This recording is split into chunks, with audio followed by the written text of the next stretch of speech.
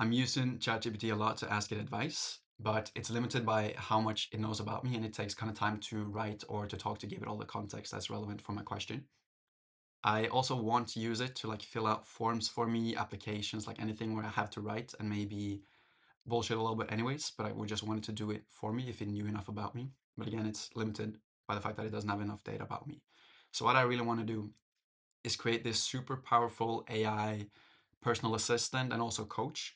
And I wanted to know everything about me, like normal facts and details, but also like what's going on deeper inside, like my thoughts and my feelings, my like issues, what I'm thinking about day to day, what's my routine, what's the software I'm using. I wanted to know everything. And the system I'm trying to set up now is more specifically for it to know more of the personal details. So I have a lot of journal entries from the past years. And I'm trying to set up an AI system now that has access to all of these and can use them to, especially for the advice thing, to like tailor advice to me. I'm not sure if this is actually going to be useful, if it's just kind of a project that's caught my attention without being useful. But anyways, it's fun to work on. So I have handwritten journals from the past. I have them from earlier, but then I threw them away. I wish I digitized them somehow, but my older journals I've literally just thrown away, which is a shame.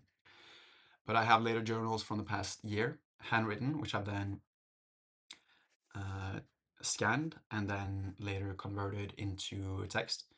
And then I have digitally written journals, which I have already text. Then I have like voice memos where I'm kind of journaling, just like talking with my voice. I've gotten them transcribed. And I also have videos of myself, just like private videos in the camera roll, where again, I'm kind of like journaling.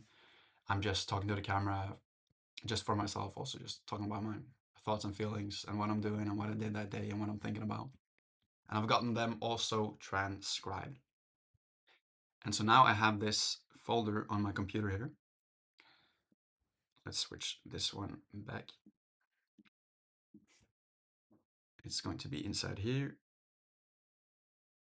Yes, these are some of the sources, but inside this, we have a lot of markdown files. I'm not going to open them because some of them might be personal, but in total, there's around 400 markdown files, each of which being like either a journal entry or a voice memo or a video. And now I want to throw all of this into an AI system where they can all be used. So how do I make an AI system that can actually use all of this context? Because it's too much. Like you can't throw all these files into a ChatGPT conversation. It's going to say there's like a file limit and there's a file size limit and everything.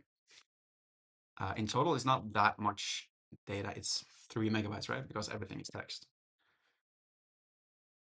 But there's a lot of files. There's 430. Some of it is folders, so a little bit over 400 markdown files. So I've been discussing this idea with ChatGPT. So this morning, I've been thinking about this before, but I haven't concretized it that much. I have made a similar prototype before. I was using the N8N cloud. I found like a template for a RAG thing. I set it up with my own, but it was much less of my journal entries. It was just like from one of my journals. So this is like the second prototype that I'm making. Now it's 10 a.m. I've been talking with ChatGPT since 6 a.m. this morning. It's a long conversation. It's only this one conversation. And I'm usually using like the dictate function to get all my thoughts out.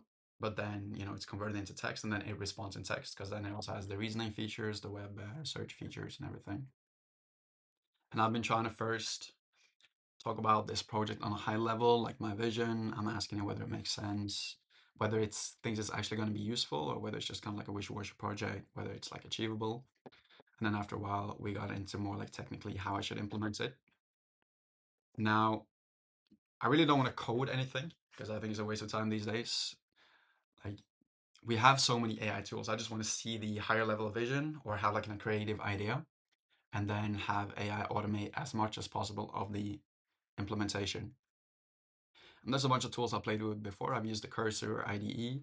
I've used a couple of these different CLI tools for agent decoding, like the Cursor CLI, Claude CLI, Gemini, Codex. I've only like used each of them like a little bit. Um, And I was not sure which tool I wanted to use here and how I wanted to set this up. Like whether I wanted to do kind of use one of the N8N or make.com or something where it's more visual and easy to understand, but you also have to do a lot of manual like clicking around. I think it's not so good to try and make this automated. I think you should do something through code. So one of these like agentic coders. I was thinking about using the Codex CLI just because I have it included in my OpenAI subscription, but I want it to be as autonomous as possible. Like I've noticed when I've used these agentic coding tools before, they're not fully automatic. Like I have to still manage them, but the managing job that I'm doing feels like it could very much be automated by an AI. It's just like the system is not created yet because I'm sometimes just taking error messages and pasting them back in.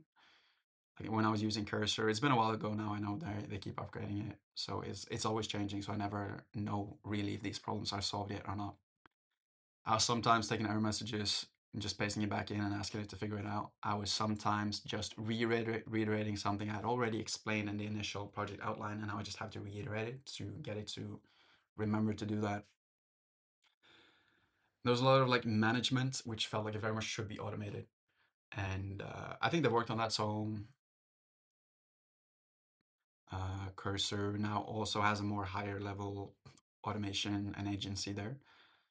But for this project, I was talking with ChatGPT, and we ended up deciding to use Replit and this Replit Agent 3 because it's just more like a simple user experience for me, where I really should not have to touch the code and also like the integration, set up the connection with the database and um, LLM API and anything like this. Hopefully, it can take care of all that for me. Because even when I'm using databases, yeah, I've had to do these super annoying manual steps, which absolutely should be automated. It's like it connects to the database, but then suddenly I need to go to the website and click these buttons to get the connection key or create a database, and then just go back into the code editor with the AI assistant to paste it in. And like all this should be automated. And I think this can be done with Claude and with Cursor and with Codex, but I don't really know how. I think this is going to be the simplest solution that also works well for me. And so the end of my ChatGPT conversation was asking specifically then how should I prompt this for the Replit agent, and exactly how much should I specify versus how much should I just leave it open, because I know this is already, it's the way they made it is for like people to give very high level instructions, just give like a vision and then for it to figure out the details. So like I probably shouldn't ask it to plan the steps because I'm guessing that's already built in. I shouldn't tell it too much about the app architecture because I'm guessing that's already built in. So I was trying to figure out exactly how explicit I should be about my descriptions. I asked ChatGPT to do like research online for the official docs and also look at user forums, like what people have found about how you should prompt it. And then I just asked it to write the prompt based on that. So we gotten to the point now where I have the final prompt that I'm going to paste into the Replit agent here. Or I think it's this one. And I have my files, which is this folder, which I'm not going to upload right now. Ooh, maybe I should. Well, I'm going to do it in the next step, the way ChatGPT said. And then we'll just see. Hopefully it just works. Hopefully I don't have to do a lot of micromanagement. Hopefully I can just leave it and it like runs for a while, like runs for, because it's going to encounter errors. I know like the way these AI agents code, they just write like 5 full code files and then they just assume it's going to work with no errors. And then they just try to run it on like the full data set. And then it's going to encounter a million errors or just take a long time to run. So hopefully this one is sensible. I'm assuming it is. And I'm still not sure about the choice because, I mean, I want a high level of autonomy. So I was looking at these options, but I don't have time to look into all of them so closely. So I think this is going to be a good choice. I think the same degree of autonomy can be achieved with the other ones, but I don't know how. I think probably like real developers are, that's an annoying thing because I feel like, the way these tools are developing, it's so fast, it's hard to keep up. Like I swear professional developers are having these cloud agents running where they have multiple in parallel and they're giving them quite high level instructions and they're just running on their own for like an hour. I don't know concretely how much this is done or not, but I feel like I've heard it through YouTube podcasts or whatever, and that this is what is being done. But I don't know how to do that for me. Like I don't know which software or tool I need to use. I don't know if I need to pay a lot for that. I don't need know like how I need to set it up. I think this is a good choice for me. Hopefully, we'll see. Yeah, so the next step is just going to be to paste this in, and then it's going to be like it's going to stop to ask me to upload the files, and then I'm not going to say anything more. I'll just upload the files and say continue, and like it should be able to do everything just from this initial prompt. Let's have a look at it. The way we kind of agreed to structure it is it starts with a very natural language, high level vision. Want to build a personal journal brain, blah blah blah, and then it's more of like a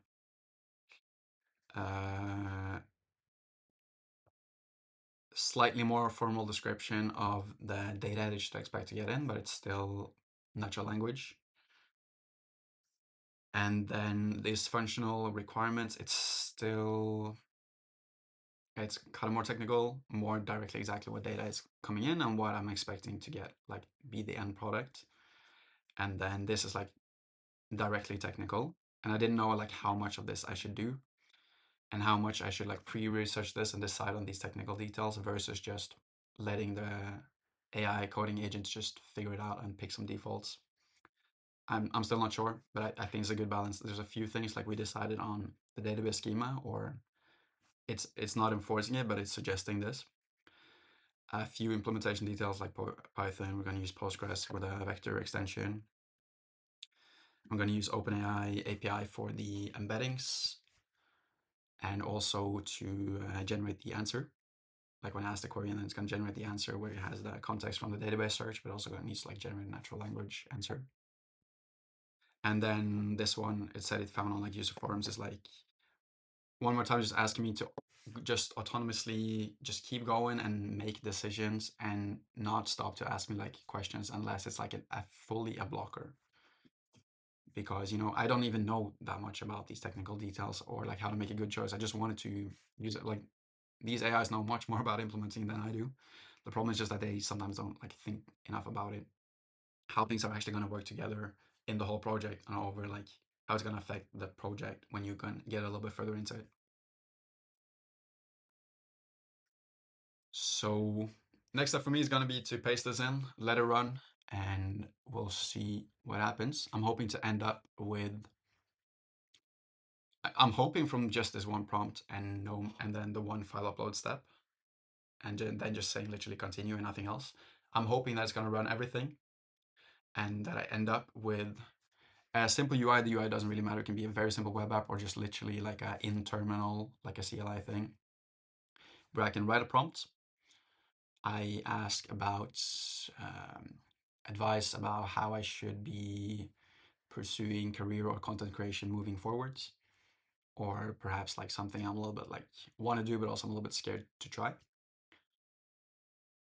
And then I wanted to do a search against the database, against all the data, find relevant information from my journal entries in the past that might help it understand the way I'm thinking and what things I'm struggling with versus what things I'm good at, and then use that for its answer. It's gonna cite some like literal quotes that I've written, or at least mention I said this on that date and how it relates builds into the answer. And then we'll see if I actually find this valuable or just kind of like fun and cool. But like anyways, it's just gonna be fun and cool. So, you know, having an AI that it feels like truly, knows a lot about you, like stuff that I don't even remember saying or writing, but I did say or write it at some point, right? And hopefully it gets to that from just a single prompt and no manual management after that, and no like I don't want to have to click around and connect these API keys manually. It should just connect the database. It should just do all this. So we'll see how it works. And also how much it costs. I'm curious. The subscription was $25, which is okay, but I'm not wanting to spend like much more than that on this project, at least, for now for the prototype. So we're gonna see how it works with how much credits it uses and stuff. Yeah, I'll catch back later once we let the Rapid agent do its thing and see if it works well or not.